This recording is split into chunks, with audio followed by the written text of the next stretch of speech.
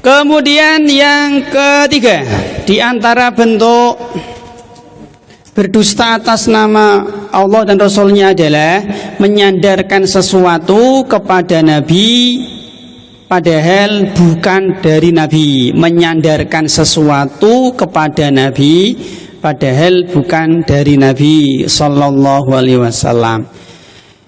Contohnya misalkan mengatakan ini rambut Nabi loh, misalnya ini rambut Nabi, ini pedang Nabi, ini pengobatan ala Nabi misalnya. Ini juga nggak boleh Bu kalau nggak ada dalil ya. Ini tibu nabawi, ini juru sehat Nabi, ini keroan sunnah misalnya seperti ini nggak boleh kalau nggak ada dalilnya. Jadi menyandarkan ini milik Nabi, ini dari Nabi itu harus pakai dalil. Ngerti Bu? Seperti ini harus pakai dalil. Sekarang ngeten Musewu. Kita bedakan Ibu ngeten. Boleh nggak sih kita memberi merek dengan atau tanda ya dengan syariat? Jawabannya boleh kalau dalam rangka untuk tamyiz, membedakan. Tapi kalau dalam rangka untuk melariskan dagangan dia, misalkan kepentingan pribadi dia dan tidak sesuai dengan fakta, ya tidak boleh. Saya contoh Bu nggih.